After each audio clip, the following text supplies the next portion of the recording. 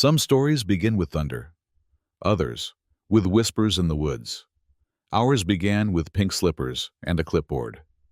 You never expect a peaceful weekend camping on your own land to turn into a legal battle with a woman who thought laminated HOA bylaws gave her more authority than a land deed. But that's exactly what happened.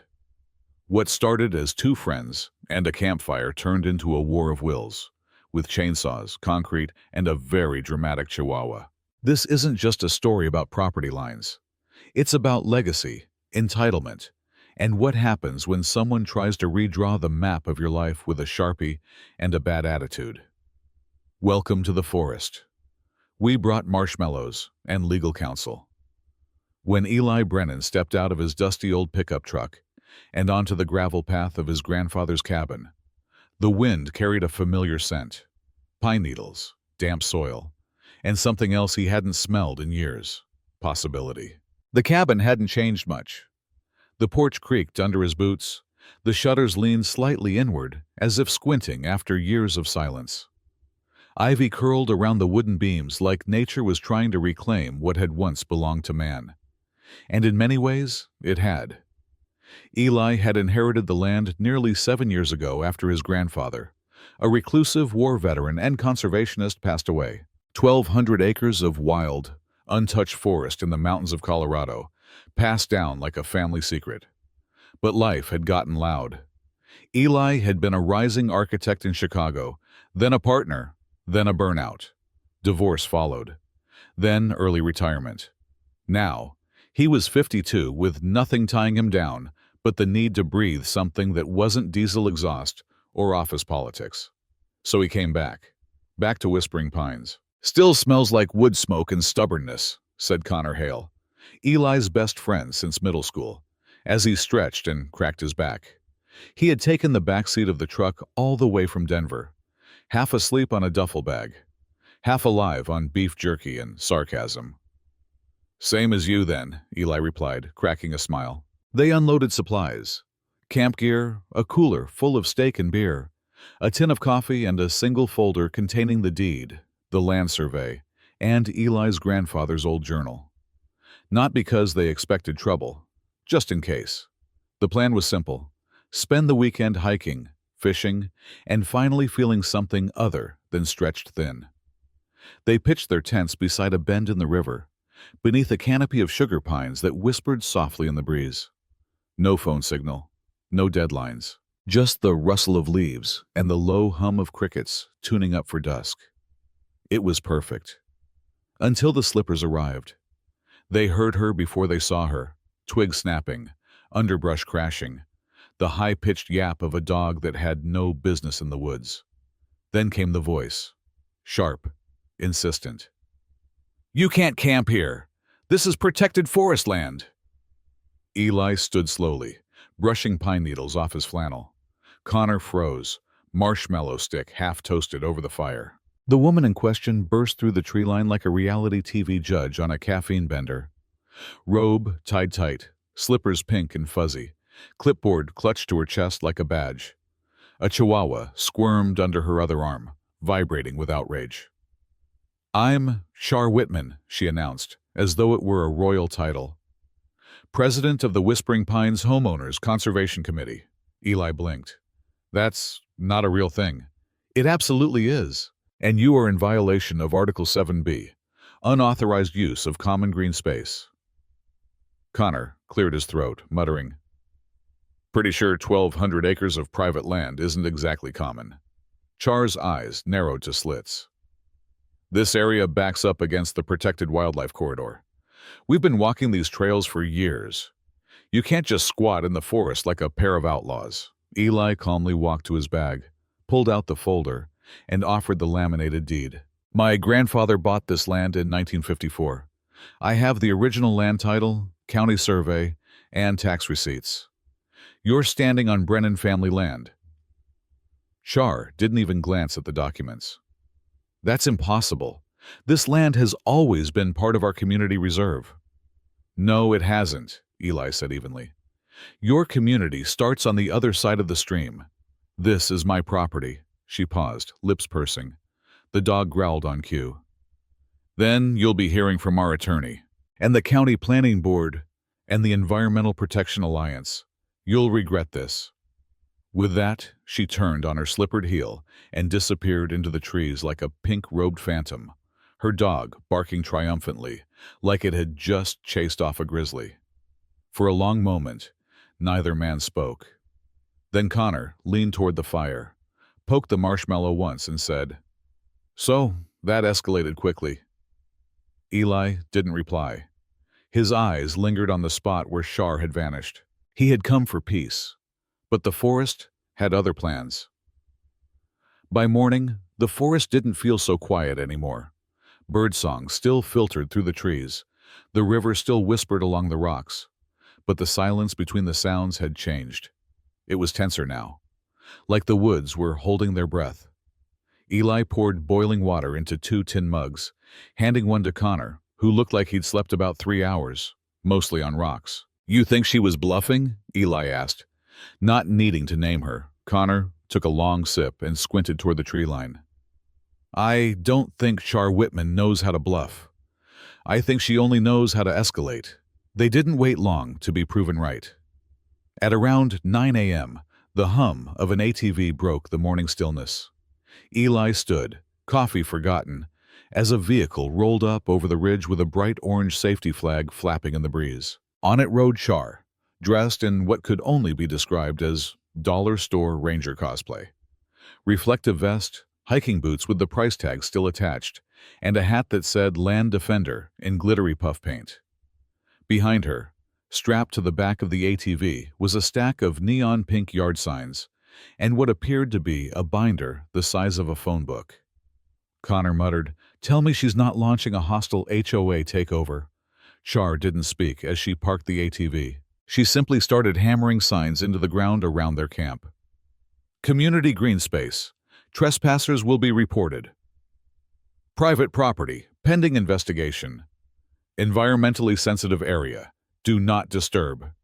Eli stepped forward. "Char." She held up a hand like she was stopping traffic. "I've filed an emergency injunction with the Whispering Pines Environmental Committee." Connor snorted. "Which isn't a thing." "It will be by Tuesday," she snapped. "And you'll be in violation of multiple municipal codes, unapproved fire pits, unregistered camping, and potential wildlife disruption. We spotted a blue jay here yesterday. That's a protected species." Eli crossed his arms. "So let me get this straight. You came out here to put up signs. On my land. To warn people about me being on my land." "That's correct." "And you think the sheriff's going to side with you?" "I know Sheriff Daniels. We went to high school together. He still owes me for that election campaign I helped run." Connor mumbled. "So it's blackmail, not law. Got it."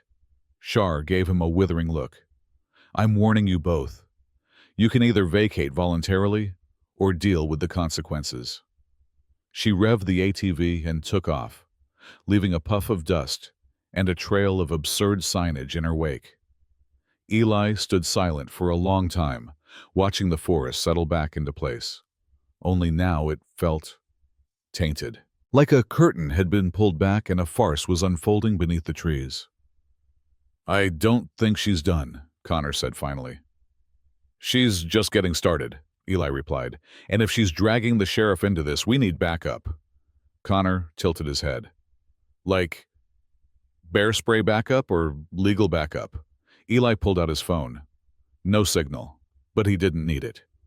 He walked back to the tent, opened the folder, and flipped through the documents until he reached a tab marked Family Contacts. "Time to call Nate," he said. Connor blinked. "Nate? Your cousin? The guy who tried to trademark his own signature?" "The same. He's also a certified land surveyor and property attorney." Connor leaned back in his camp chair. "Oh, this is going to be fun." By the time Nate pulled up in his dust-coated pickup that afternoon, the clearing looked more like a contested border than a peaceful campsite. Char's signs stood like pink landmines, scattered around the trees. Some tilted, some laminated. One zip-tied to a sapling, like it was on probation. Eli watched from the fire pit, arms crossed. while Connor sharpened a stick with the intensity of a man prepping for psychological warfare. Nate stepped out of the truck in aviators and boots, holding a Starbucks cup and a leather briefcase. "So," he said, scanning the chaos, "we having a neighborhood dispute or a small-scale insurrection?" Eli smirked. "Little bit of both." Nate cracked his neck and grinned. "Let's get to work." They started with the basics, unrolling the official land survey, laying out markers, and walking the property line with GPS and a surveyor's wheel. Eli and Connor followed as Nate planted orange flags in the earth and narrated like a game show host on a legal-themed network. "You see," he said, stopping near the base of a large oak, "this tree, not only is it on your property but based on historic maps and deed filings. Char's walking trail actually cuts through your land." Connor's eyebrows rose. "So she's been trespassing every morning for years?" "Not only that," Nate added, tapping his tablet, "but based on new satellite imagery, her garden shed is a full 12 feet past her legal boundary." Eli looked stunned. "She built a shed on my family's forest?" "Illegally, yeah. Which technically makes it an encroachment." Connor laughed. "Can we repossess it, like move our camping chairs in and claim it as a minibar?" Nate didn't laugh. "We could file a cease and desist for unauthorized use of private property. Possibly even claim damages." Eli ran a hand through his hair. "Okay, then let's do it." They returned to camp and Nate got to work drafting the document, complete with photos, GPS coordinates, and historical proof of ownership. "By the time I'm done," he said, typing rapidly, "she'll wish all she did was mess with your fire pit." But Char wasn't going to wait to be served. Right as the sun dipped low, her ATV buzzed back through the trees, this time towing a small utility trailer full of stakes and more laminated pages. She jumped off like a one-woman search and rescue team, clipboard in hand, and marched toward the fire pit where Eli, Nate, and Connor were reviewing documents. "Don't even think about it," she barked. "I've contacted the County Forest Committee and filed for temporary injunction. This land has historical footpaths used by local families for generations. Under community trust law, that grants us access." Eli looked at Nate. Nate didn't flinch. "That's not how easements work," Nate said. "And unless you can prove adverse possession or a legally granted right-of-way, which I guarantee you can't, you have no claim." Char's eyes narrowed. "I know what I'm doing." "No, you don't," Nate said calmly. "But here's something you should know. This is a cease and desist. You've been served." He handed her the envelope. Char stared at it, as if expecting it to bite her. "What is this?" "Proof you've been encroaching on our property for years. You now have 30 days to remove all non-permitted structures, including that hideous garden shed and your decorative gnome army." Connor whispered, "R.I.P. Gnome Patrol." Eli added, "Or you can negotiate a lease or purchase. But until then, step foot over this line again, and we'll be calling the sheriff. For real this time."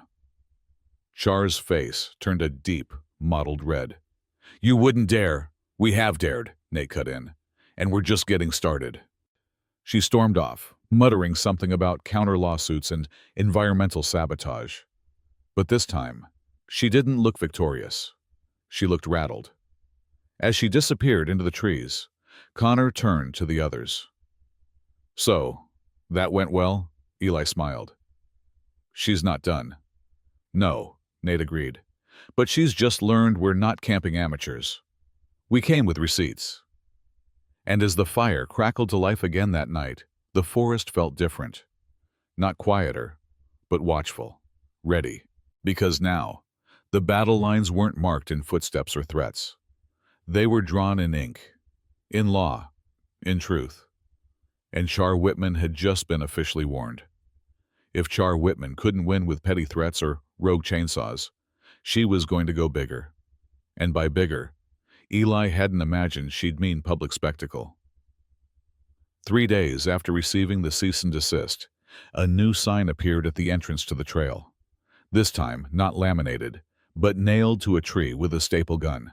Bright red lettering screamed, "Community Forest Preservation Potluck this Saturday. Let's reclaim our land." Connor read it aloud, jaw slack.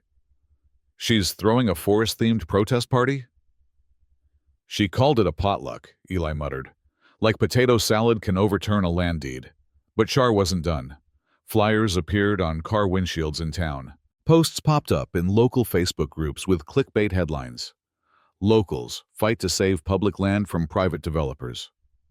She even gave an interview on the community radio station, warning of invasive campers threatening the soul of our forest. Eli nearly drove off the road when he heard it in his truck. By Saturday, the potluck protest was in full swing. Cars lined the gravel road. People wandered into the clearing with reusable containers, lawn chairs, and confused expressions. Many weren't there for Char. They were just curious. Free food in a forest was hard to resist. Connor watched from a folding chair beside the rebuilt fire pit, munching popcorn. "Do we intervene or charge admission?" Eli shrugged. "Let's see where it goes." Char stood on a folding table with a megaphone and a hand-painted sign that read, "Stop the campers, save the trees." She wore a vest labeled Event Coordinator and held a clipboard so aggressively it could have been a weapon. The speech began. "These lands have been loved, walked, and cherished by locals for decades," she declared. "Now they're being threatened by out-of-towners, developers pretending to be campers, who say they own what has always belonged to the people." A few people clapped politely. One kid started crying when her dog barked mid-sentence. Connor leaned toward Eli. "You gonna let her finish or drop a truth bomb?" Eli stood up slowly. "It's time." He approached the group. Most people parted for him, unsure if he was there to cater or confront. Char saw him and froze, lips mid-sentence. Eli raised his voice, not angry, but clear. "My name's Eli Garrett. This land has been in my family since 1954. That's not a claim. It's a fact.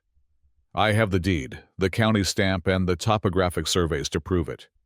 The developers you're hearing about, that's me and my friend camping on my inherited property." He pulled out laminated copies of the documents and handed them to a few guests. "Char's cabin, the one you all passed on the way in, actually sits 15 feet inside my property line. So if anyone's squatting or trespassing," he looked at Char, "well, it's not us." Gasps rippled through the small crowd. Char's face twisted. "This is a smear campaign." Eli calmly stepped forward. "You poured cement into my fire pit, Char. You slashed our tent, you vandalized private trees. And now you're lying to people, hoping mob justice will do what the law won't." A tall woman, holding a casserole dish, lowered it to the ground. "You slashed their tent?" A man with binoculars whispered, "Wait. She said this was a protected community trail. It's not?" Eli nodded. "Nope. All of this is private land. But don't worry. No one's getting kicked out unless they keep damaging it." Char was unraveling. "He's manipulating you all." Just then, Nate stepped from the trees holding a clipboard of his own. He didn't speak right away, just handed a stack of documents to a few onlookers, like he was distributing homework. Then he smiled. "And for the record, we're currently offering Char the chance to buy the sliver of land her cabin sits on, for a very reasonable $1 million. Laughter erupted. Char's face flushed a dangerous shade of crimson. "You'll regret this!" she shrieked, voice cracking like a vinyl record. "Maybe," Eli said calmly, "but I won't be the one facing trespassing charges." The crowd began to drift. Conversations grew louder, lighter. Some stayed for the snacks, others for the sheer spectacle. By the end of the hour, only Char remained beside her protest table, alone, staring at her clipboard like it might change the outcome if she held it tight enough. Connor returned to the fire, shaking his head. She went full cult leader in less than a week. Eli sat down beside him, rubbing his temples. "This can't go on forever." But even as the sun dipped low and the crowd thinned, There was a quiet dread growing in Eli's gut. Because people like Shar didn't give up when they were wrong. They escalated. And her next move wouldn't be snacks and slogans. The forest had returned to a quiet hush after the chaos of Char's failed protest. But Eli knew better than to think it was over. People like Shar didn't retreat. They regrouped. For a few blissful days, peace returned. No ATV engines revving through the trees. No shrieking megaphones or laminated threats. Just birdsong, fresh coffee, and the crunch of boots on gravel as Eli and Connor explored more of the property, checking trail boundaries after Nate's updated survey. Then, on a breezy Wednesday morning, they found it. They were following an old trail deeper into the western edge of the forest when Connor's boot snagged something hard under the moss. He cursed and kicked back the leaves. "What the hell?" A rusted steel handle poked out from beneath an old tree stump.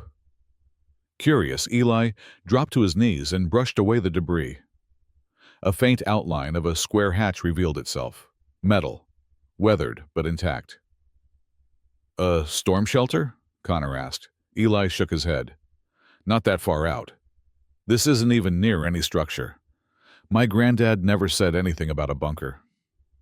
Together, they pried the hatch open with a fallen branch. It creaked like an old ship's door, revealing a steep wooden staircase descending into a pitch-black hole. Connor held up his phone flashlight.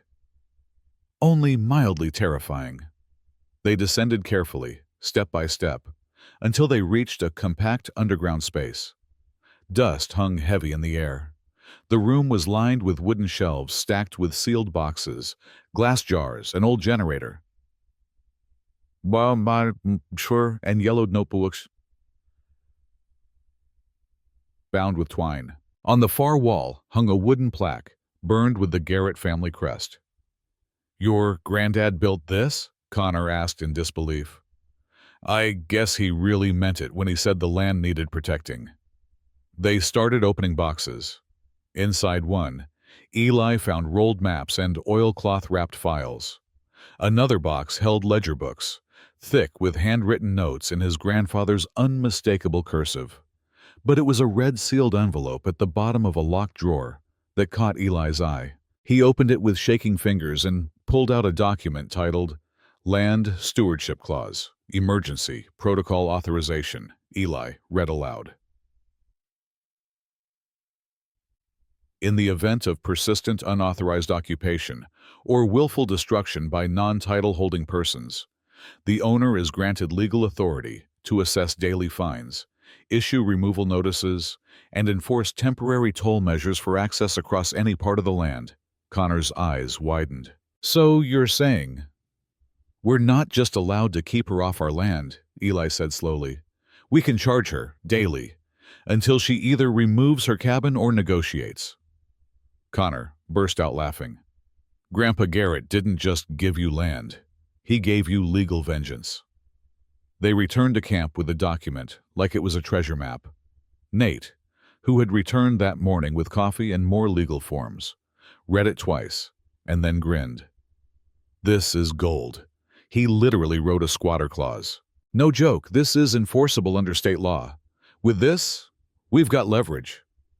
They laminated the clause, because of course they did, printed extra copies, and drafted a formal notice of toll implementation for unauthorized use of Garrett Forest land. Then they got to work on their pièce de résistance, a toll booth. It wasn't fancy. Just 2 cedar posts, a roof, a hand-painted sign, and a mock payment slot. It sat directly on the narrow ATV path Char always used to cut through the clearing. Next to it was a copy of the clause in a waterproof sleeve. Access to Garrett land requires permission.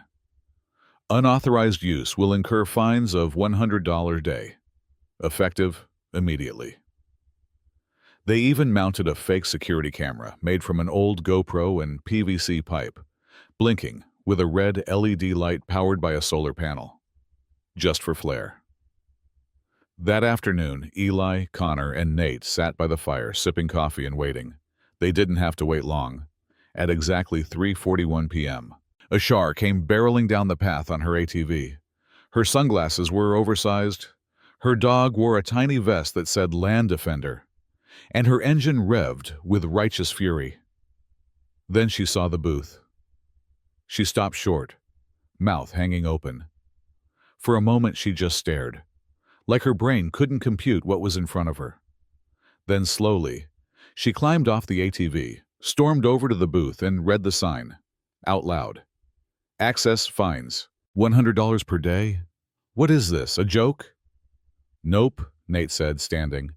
This is a formal notice, filed in accordance with the stewardship clause written into the deed. You've been given written warning, Shar.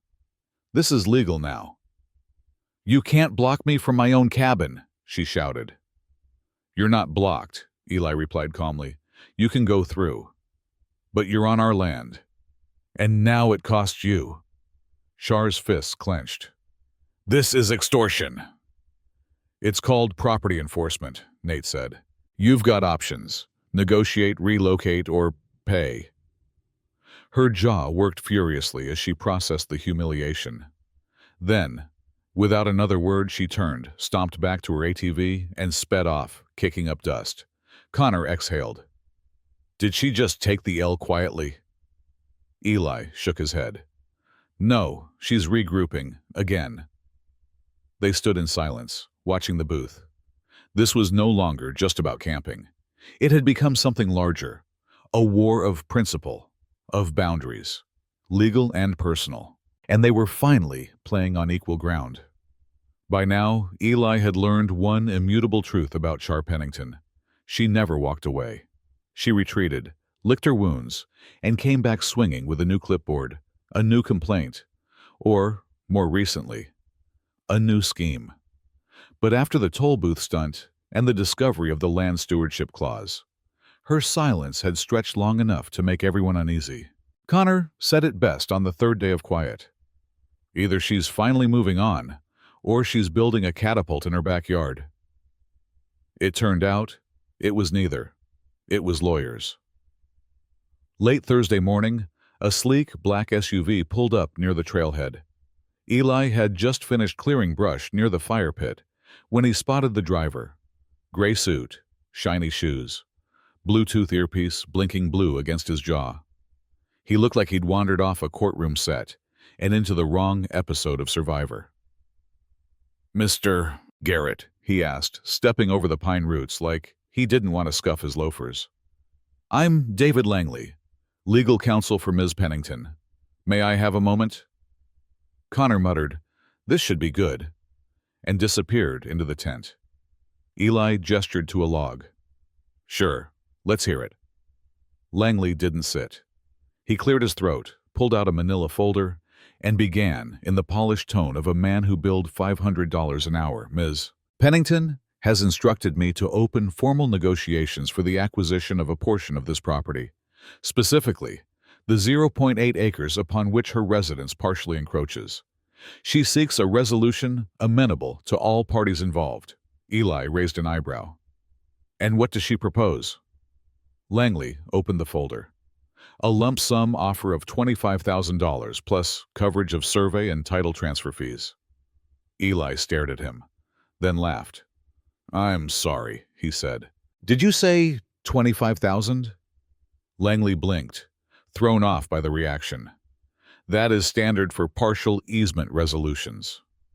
No, see, she's not getting an easement. She's getting out. Or she's buying it. And the price isn't negotiable. He reached behind the log, pulled out the laminated copy of Nate's proposal, and handed it to Langley. $1 million, he said. Flat. Includes legal fees, stress damages, fire pit cement removal, and the emotional trauma of discovering a slashed tent in the woods. Langley flipped through the pages, adjusting his glasses. That number is excessive. Tell her to try GoFundMe, Eli said, standing. Or better yet, try not trespassing. The lawyer packed up quickly and left, mumbling something about unreasonable rural eccentrics. But Eli didn't care. The point wasn't the money. It was the boundary. That night, the camp was quieter than usual. Nate came by with beer and updated paperwork. Connor grilled sausages over the rebuilt fire pit. The toll booth, now adorned with tiny fairy lights, stood like a proud little monument to stubbornness. "We might actually be close to the end," Nate said. "If she's lawyering up, that's a sign she's running out of stunts." Eli nodded, but he didn't say what he really felt. That this didn't feel like the end. It felt like the calm before a bigger storm. He was right. The next morning, everything changed. Eli woke up to the sound of sirens. Real ones. He bolted upright, heart hammering, and stumbled out of the tent to find 2 fire trucks, a sheriff's SUV, and an emergency services van lined up at the trailhead. Lights flashed silently in the early morning fog. Uniformed officers stood near the toll booth, talking quietly. Connor jogged over from the creek, eyes wide. What the hell happened? Then they saw the smoke, thin, gray, rising from the west ridge, right near Char's property. A deputy approached. "Are you Eli Garrett?" Eli nodded. "What's going on?" "We received a 911 call about a small structure fire. It appears to be contained, but it originated near the cabin on the disputed border. There's also indication of arson." Eli's blood ran cold. "Is Char okay?" The deputy nodded. "She's unharmed, already gave a statement. Says she believes you may have escalated things." "Escalated?" Nate appeared, jaw tight. "You think we burned down her house?" "She's claiming a targeted act," the deputy said carefully. "We have to investigate all sides." Eli stepped forward. "Check the cameras. We installed 3 trail cams after she slashed our tent.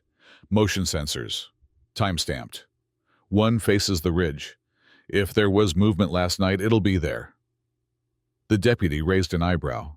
"May we take a look?" "Of course," Eli said. "Let's clear this up." Back at camp, he pulled the SD card and loaded the footage on a laptop Nate had brought for documentation. They scrolled through the timeline until, at 1:13 a.m., a grainy shape moved into frame. It wasn't Eli. It wasn't Connor. It was Char, dragging what looked like a bucket and a roll of newspaper.